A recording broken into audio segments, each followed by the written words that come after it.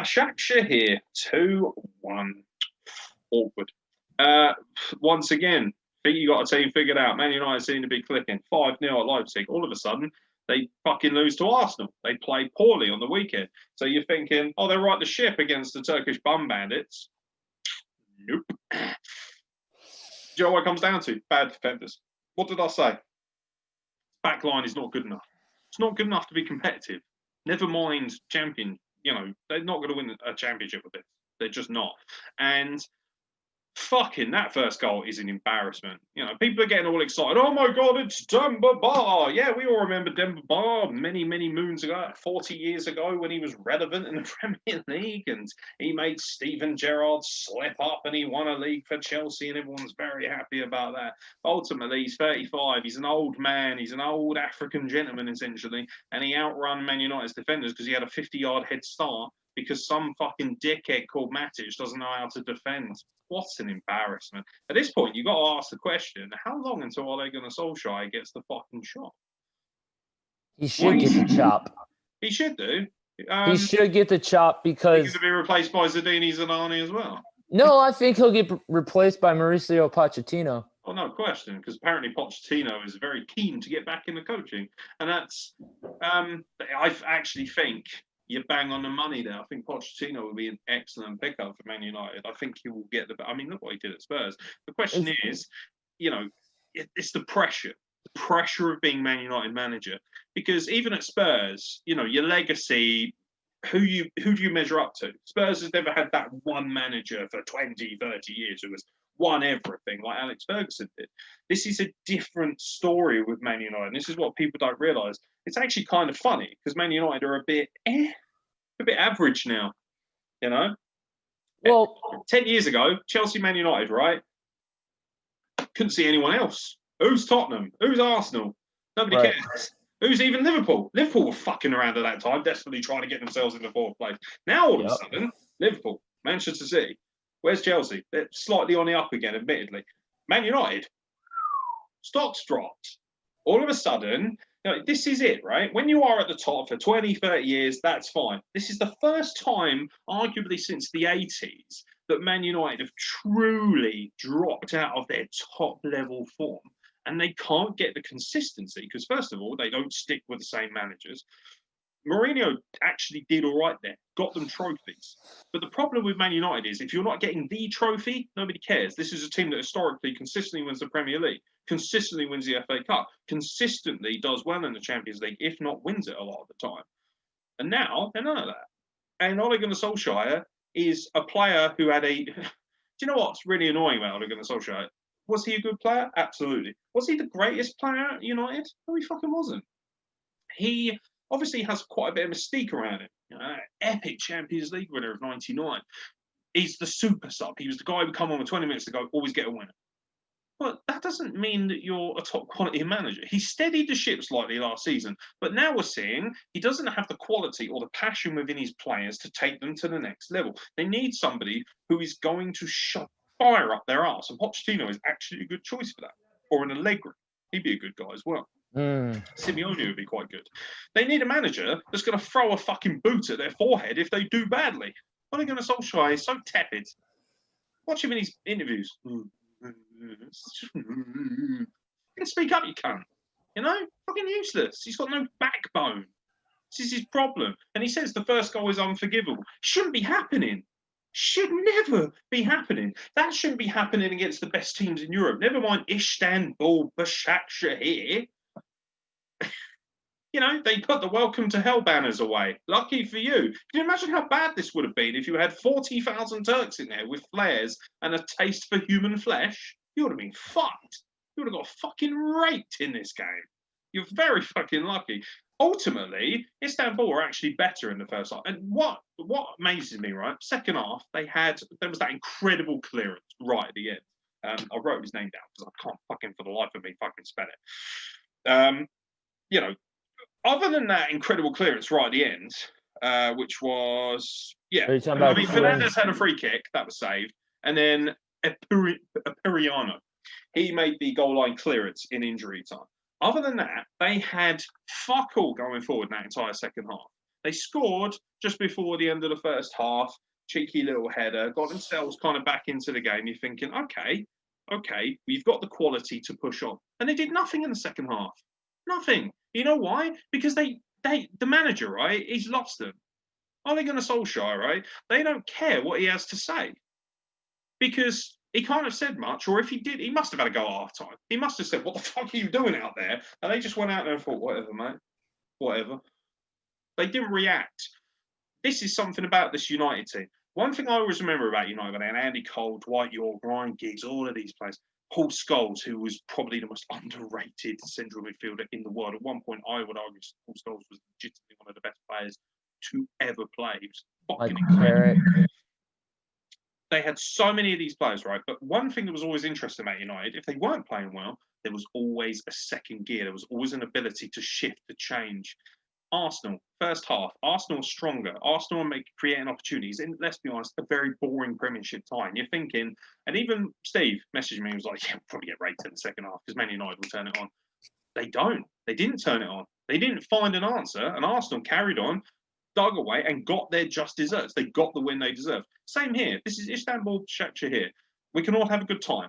They've got some players that are fairly credible. Demba knows the Premier League, knows, he can play at a reasonably high level, even though he's getting older. But ultimately, this team isn't even close to Man United's quality or pedigree, on field or off field. There was no reaction. There was no change of tactics. There was no kind of shifting gear. They didn't analyse the situation. They didn't come out and rectify the issues from the first half. They looked lazy. They looked lethargic. They looked like they didn't care, like they just wanted to get on the plane and go home because they didn't react to the manager. But Pochettino isn't going to allow that. Right, get off the fucking field if you don't want to play. This is the other thing. Solskjaer, too scared to pull players if they're terrible. He benched Pogba. Congratulations. He should have been benched 2 years ago. You finally got round to it. Because ultimately, it's got to. Because originally, people were too scared to say to Pogba, because what are you going to do? You're going to bench the guy who cost 100 million euros, and then people are going to be like, "You've got a 100 million pound player on the bench." But now that we know that Pogba is massively overrated for that price and massively inflated, now all of a sudden, oh, well done, Ole, you benched Pogba. Yeah, about fucking time, mate. He has belonged on the bench for some time now. He is burning a hole in your pocket. Terrible. This was a poor reaction from a United side that has clearly got no passion and no interest in what their own manager has to say. They need a change soon, otherwise they could keep sliding further. These players clearly are not invested or emotionally excited about playing football right now. And I tell you what, they've still got big games to come. Liverpool will eat this team alive. The starting, mind you, of course, this is Istanbul, so they were trying to rest some people. Yeah. But their starting three, when they were playing Leipzig, their starting three were Mason Greenwood, Anthony Martial, and Marcus Rashford. Mm-hmm. Greenwood was on the number 8, or he was number 8, right? 8, 9, 10? I think he was right? on that. Okay. Mm-hmm. Greenwood was on the wing. Martial was on a wing. Rashford was in the middle. Well, I mean, Martial scored in this game, didn't he? And your argument has always been that he should be starting. Exactly. But they had him, the way they had this formation, okay, they had Martial up front, Rashford on a wing, Fernandez in the middle, and Juan Mata on a wing. But then, eventually they put in Edison Cavani, which, what was the point of getting him? I haven't seen him play in a specific or in a actual game that actually matters. I mean, he's been at PSG, hasn't he? What do I keep saying? We haven't even mentioned PSG yet. No, we haven't talked about PSG. I've saved some energy for that because I'm desperate. Right. But, then his midfielders, Nemanja Matic, which he did great at Chelsea. He did. Don't give me... He was a great player. He's old. He's not the same Nemanja Matic. He is not the same Matic that was lights out in the midfield when he was playing for Mourinho. Mourinho brought him in, and Ole Gunnar Solskjaer acquired him, and he can't do anything with him. I mean, he's still only 32. Okay, Do you know what? That speaks to my argument. Because I'm sorry, Demba Ba's 35 and he looked hungry as hell in this game. It comes down to how motivated are you? How much do you want it? Nemanja Matic clearly doesn't want to play for Ole Gunnar Solskjaer, who is tepid. He's not the problem here isn't necessarily that these players aren't playing as well because they're too old. It's because they can't play to their full potential because the manager doesn't know how to unlock it because he has lost the locker room. This team, you know what, right? I like Arsenal, obviously. Always got a soft spot for Arsenal. They were a better team than United. There is no way United should have lost to Arsenal on the weekend. They are a much better side than Arsenal. They have much better quality where it matters. But they got completely dicked in midfield. And I guarantee that Basaksehir, their fucking head coaches, I guarantee they watched that game. And they looked at it and they said, look at the way the midfield is just being swamped. Look how easily they're overwhelmed. Because they had their game plan set up. Okay. What are you doing? I'm cleaning my glasses. Sorry. Oh, okay. I thought you were using hand sanitizer then. No. Ole Gunnar Solskjaer. COVID. What? I can't remember for the life of me right now. What club did he manage before he came to United? Who? Ole Gunnar Solskjaer? Yes. Have a look, shall we? Probably some tiny ass. No, it wasn't in Midtjylland. I thought it was Ajax for some reason. Oh, not that I'm aware of. Can't remember. Ole Gunnar Solskjaer, Norwegian professional football manager and former player. I'm fully aware of that. Mold. Go on. And that is your problem right there. Well, you think it's down to the fact that he just had... I don't necessarily think that's true. I just think he has a lot of strength. What I think it is he's, he wrote the ship the last year, got him back on the swing of things, got him in the Champions League. Good on you, mate. Great job. But now when it's actually coming down to where he needs to do something and he needs his team to be a team, they're completely crumbling and he can't do anything about it. He doesn't have the balls to pull the trigger on people. I just told you that. I swear to God, I am sick and tired of seeing Scott McTominay on the fucking field every time when he needs somebody to either be that solid piece. He's always putting in McTominay, and McTominay is just going like, I'm here, but oh shit, he went by me. What am I gonna do? Oh well, he scored. By the way, Harry Maguire was a bust. I didn't even get to that. How much did they spend on Harry Maguire? 50, 60 million? Exactly. Might be even more than that, to be honest. I thought it was something like 80.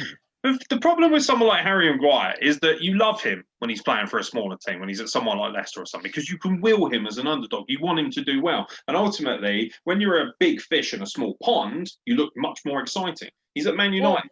He's at a huge side. Now, all of a sudden, he looks out of his depth. Harry Maguire looked good in Leicester because he had other pieces around him to make him look good. Harry Maguire was with Ben Chilwell, Wes Morgan, and Christian Fuchs with that Leicester side. Really like Christian Fuchs. Exactly. Big fan. Good, solid defenseman. What's Harry Maguire's excuse then? Because he's 27. He's not old. That's not the thing. It's not that he's young. Why is he sucking ass right now? Because he doesn't have what he had at Leicester. He's the captain as well. He's Man United's captain. Ole Gunnar Solskjaer has said, this guy's captain. Do you know what the problem with that is? He's played 44 games for United and he's their captain. Explain that to me. Because there isn't... I'm sorry. As much... I'm never a fan of forward players being captain. But I'll tell you what. If one person personifies strength at Man United is Marcus Rashford.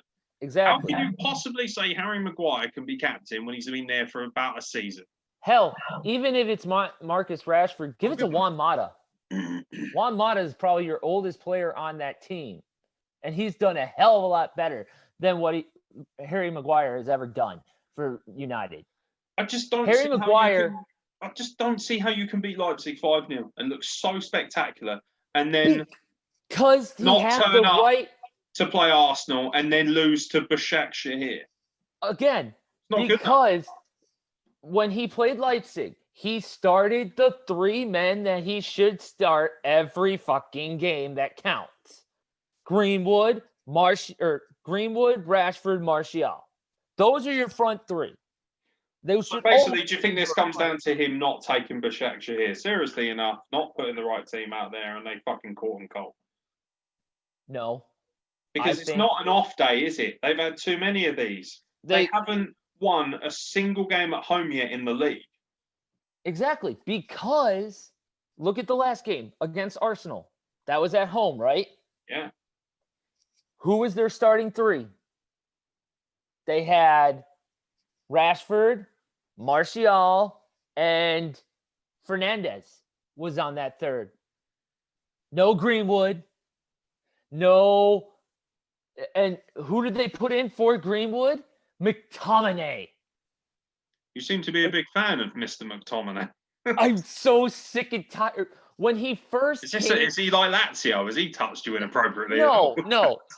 It's just he is so paper thin.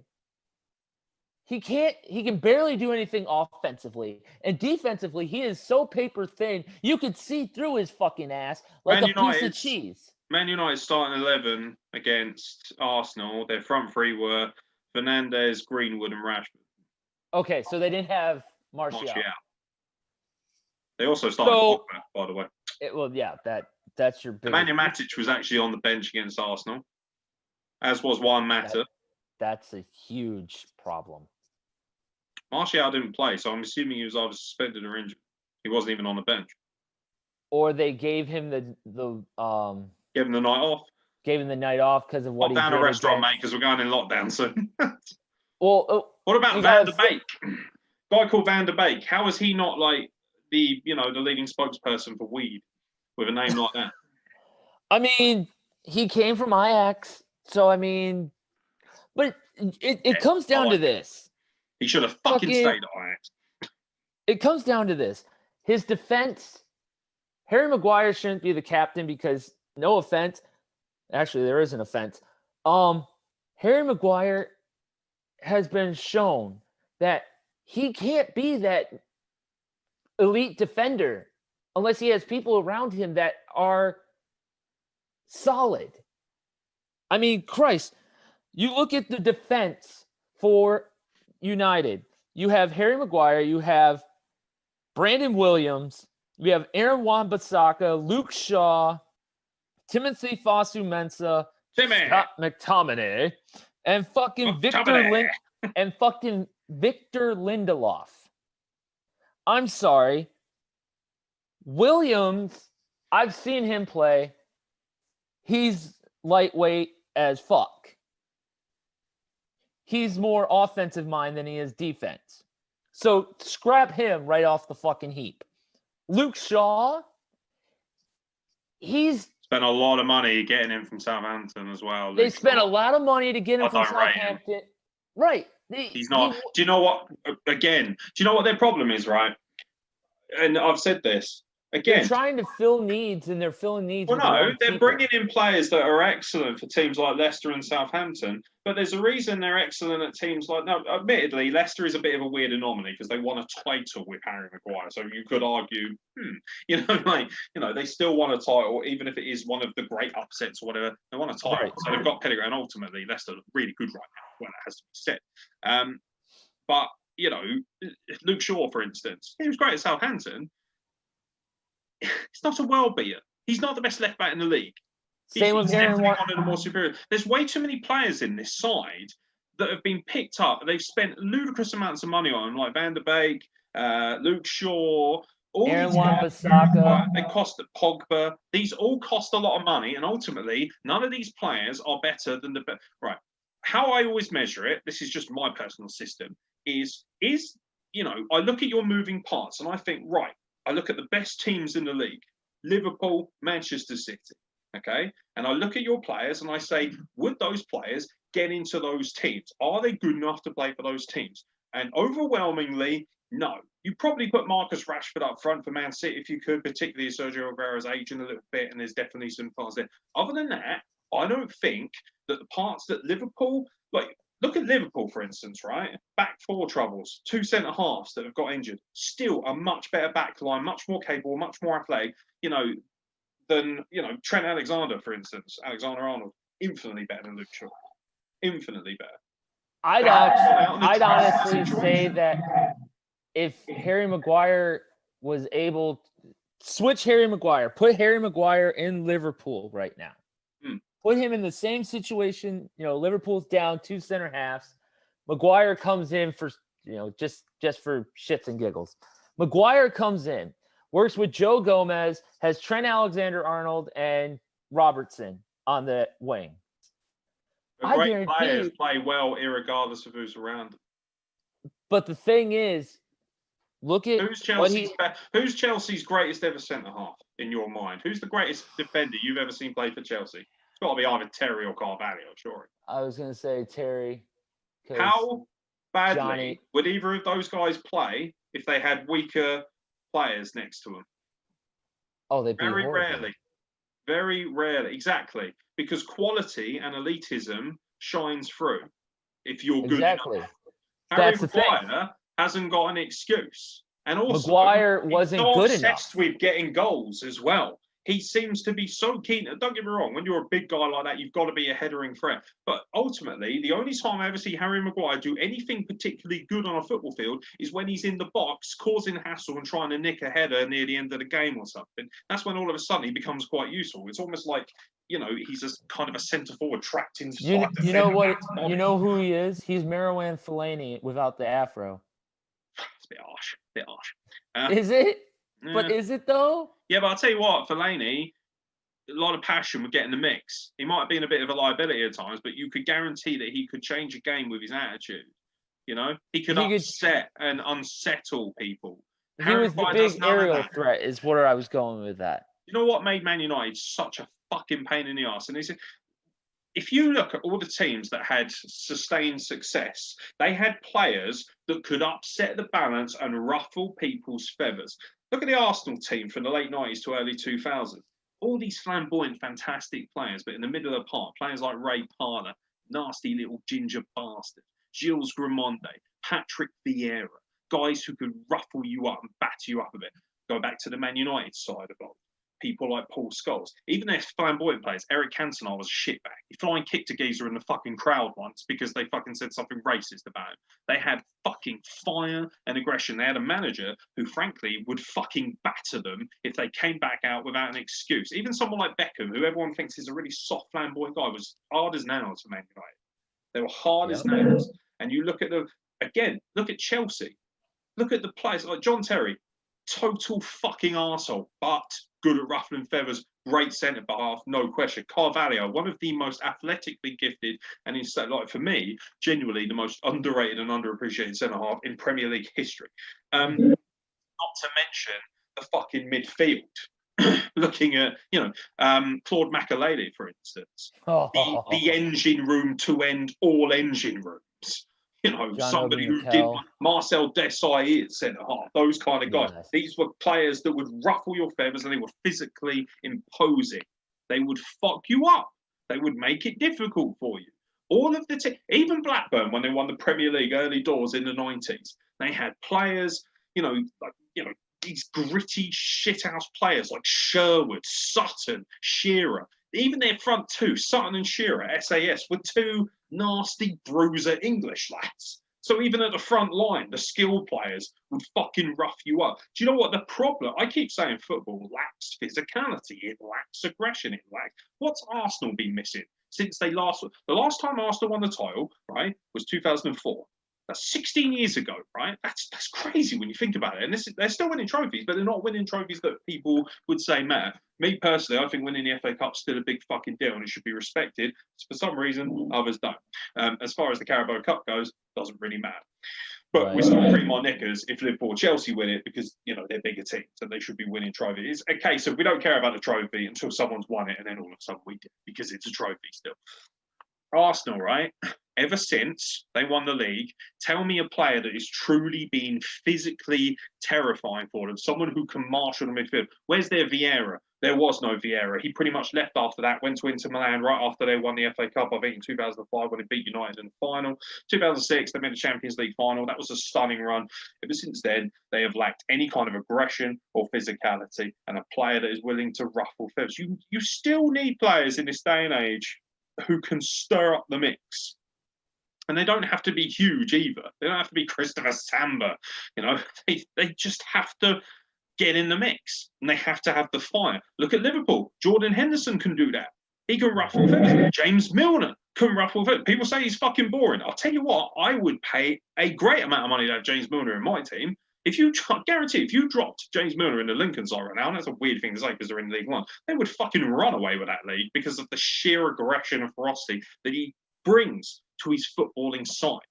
He's boring to you, but to a footballing standpoint, he is the most aggressive piece you could have. Players like that, Gareth Barry was a good example of that when he was at Villa and he ended up at Man City, and he's changing that. Look, even Man City, look at who they had at centre-half, Vincent Kompany. Oh, these class personified. Julian Lescott. Oh. Yeah, the geezer who looked like his forehead had been literally enhanced by a surgery. Like he had a forehead the size of a marble chopping board. It just fucking the ball would be headbutted into non-existence by it. It's terrifying.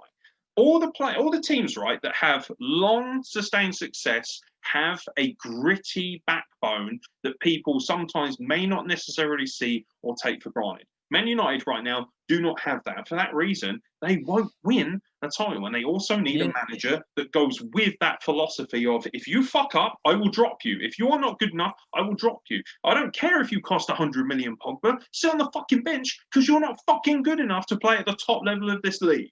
You know who they need as a caretaker? Get rid of Ole Gunnar Solskjaer. You're not going to say Giggs again, are you? No. Actually, I'm not. I'm going to say somebody even better. And he's even on the staff right now. Eric Cantona. Fucking Michael Carrick. Oh. Michael Carrick was a fucking stalwart. And damn it, he could get Darren the best. Fletcher, personally. Darren Fletcher's a good one, too. But isn't he with West Brom, though? Isn't he with West Brom's staff? I think he might be, yeah. I know he was ended I know up there. Carrick is the assistant at United. I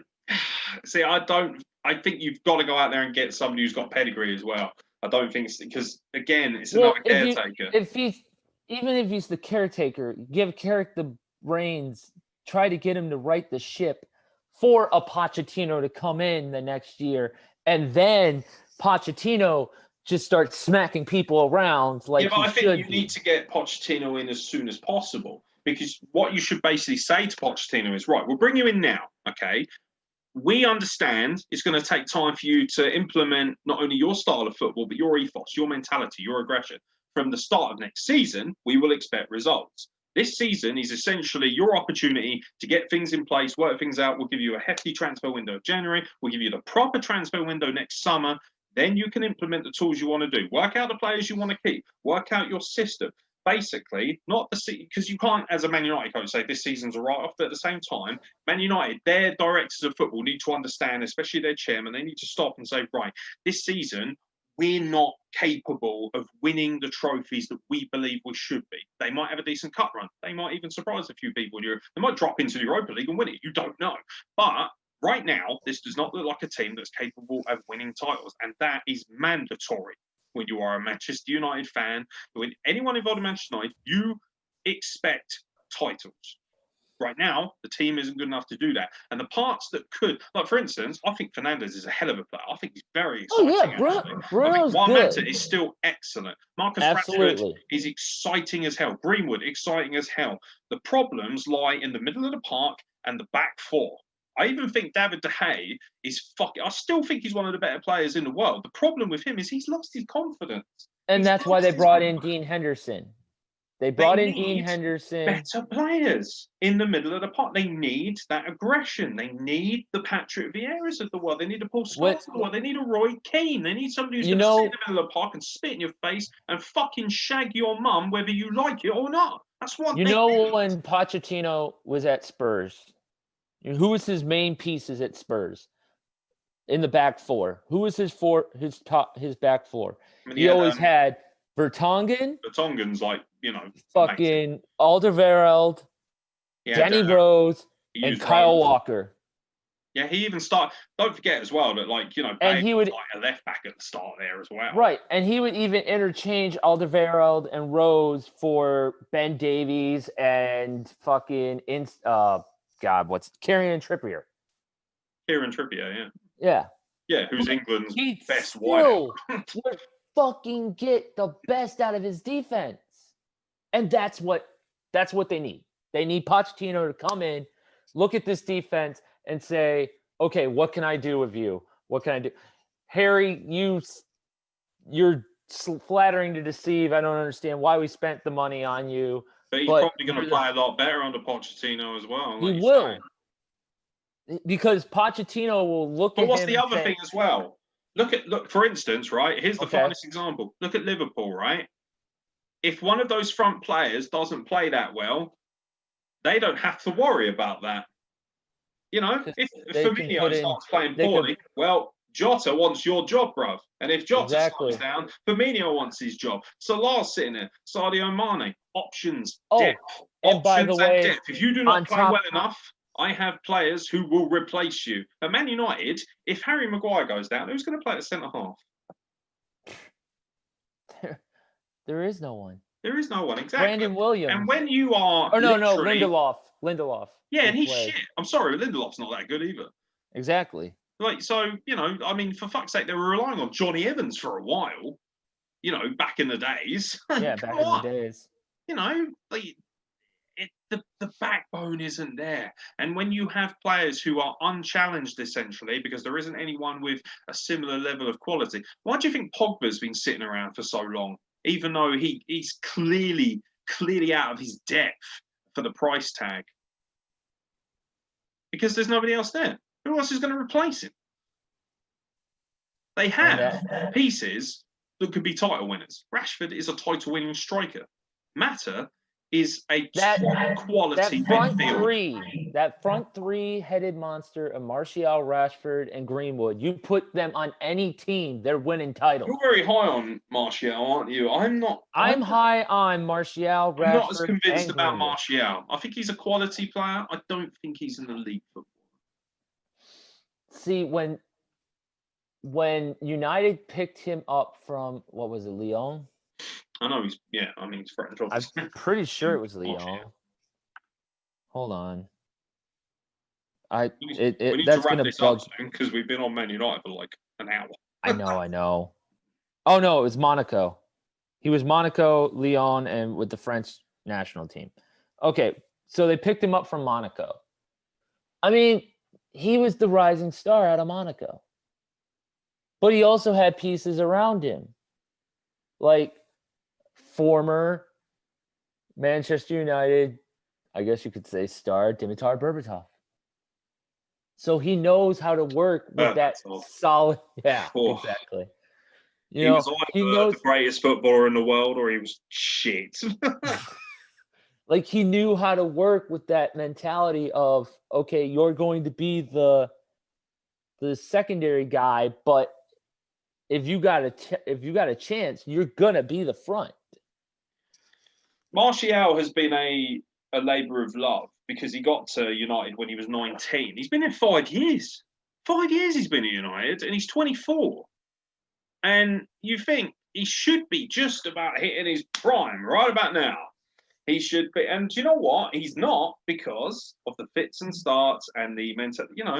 He was a little bit out of favour with Mourinho. I wasn't a huge fan of his. Like all of a sudden, because Mourinho's classic. Upset Mourinho. It doesn't matter how. Right, you upset Mourinho. You're not even on the reserves. Yeah, he looks like he's going for a midlife crisis now. Spurs. He looks knackered, bless him. But I just, obviously, you can't talk about it all night. I mean, I'll probably just have to separate this bit alone. But For me, I there are big would problems at actually Man like to. United. There's a lack of culture of winning at the moment.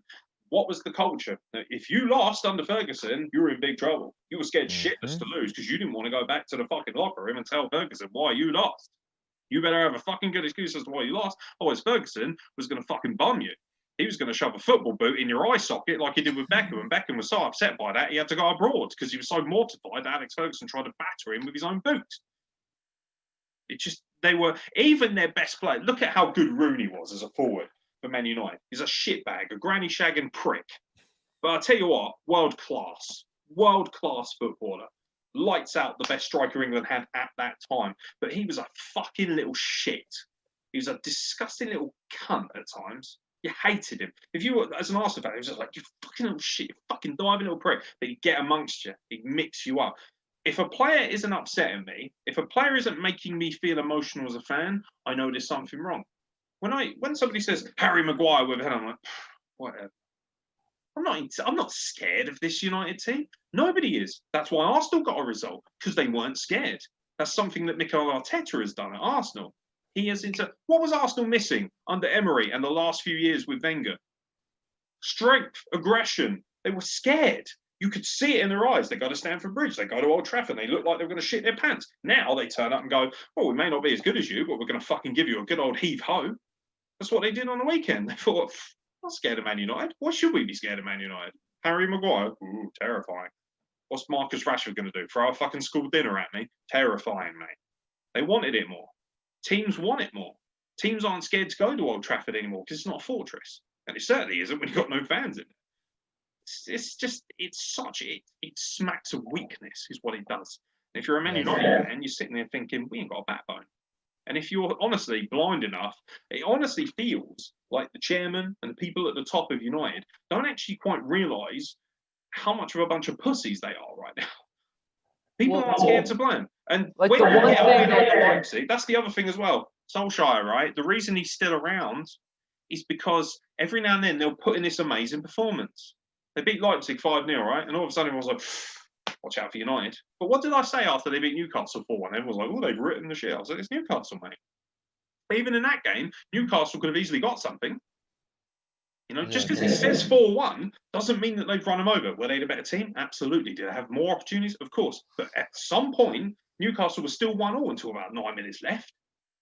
You know, these teams are hanging around more. They're giving you your best shot. And teams like Palace, West Ham, they're like, I ain't scared of Man United. Fuck you. We'll fucking give you all you can handle. It used to be a case of, holy shit, we've got to go to Old Trafford. We're going to get fucking bummed. And you could see it. They lost the game before they even got on the field. Nowadays, they all fancy their chances. When David Luiz can go to Old Trafford and keep a clean sheet, there's a problem, mate. Because David Luiz sucks. There's two people that I think that United need to pick up in the January window or this summer. And there are two people that one was trying to be pursued by United. The other one was trying to be pursued by Chelsea. Jack Grealish and Declan Rice. Put those two guys. I worry about Grealish, though, because you've got so many attacking parts. And I worry that he's not going to get as much continuity, or you're going to end up sacrificing maybe the growth of a Greenwood or Rashford for Grealish to step in there and fill in a spot. Like, where does he play? I thought Grealish was midfield. He is, but he's very much an attacking-based footballer. So who's he going to sit in for? Well, I know Declan is a defensive-based guy. Yeah, Hell, they were talking about using him as a center half. They need centre halves, but they need outright centre halves. But could you imagine if Harry Maguire had Declan Rice next to him? Well, you might be slightly more confident, but I don't think Luke Shaw's good enough to win a title. No, ultimately, it comes down to, as a Man United fan, it comes down to what do you want? Do you want to win the title? Well, Luke Shaw ain't going to win you a title. Harry Maguire, not in this current setup, is going to win you a title. Very few people. Again, what did I say? How many of these players get in the Man City or Liverpool team? 2 or 3 at best. at best, and that's when they're playing the lights out, and none of them are doing that. Rashford is the only person I could argue would slot very nicely into a Man City or even a Liverpool, because he's a very unselfish kind of player. I'd love to see Marcus Rashford against, like, with Mo Salah, with Jota just beyond it. It would be disgusting. Disgraceful. If I'm Rashford, I'm sitting there thinking, he must love it there. He must love being a Man United player. He's obviously very passionate about it. They're the team that kind of gave him the opportunity to break out. He was in their youth. He was in their it. youth ranks and everything. So Because Man City are going to start coming with the money soon. Man City will be like, you know what, Marcus? You'd look very nice as a replacement for Sergio Aguero, and we'll give you all the money you can handle. And eventually he's going to say, yeah, I'm getting a little tired of fucking dealing with all these bullshitting caretaker managers and dumb fucks around me. I'm playing out of my skin and we're still losing games against teams like Arsenal, and we lost to Crystal Palace at home. You know what? I want more success. Because I'll tell you what, if they don't make top 4 this season, that's going to really dent it. How are you supposed to attract players if you're not in the Champions League? How are you supposed to say to them, well, if you come here, even if you do have Pochettino, okay, you know, Pochettino, his great legacy will be that he made Spurs, he took them to the next level.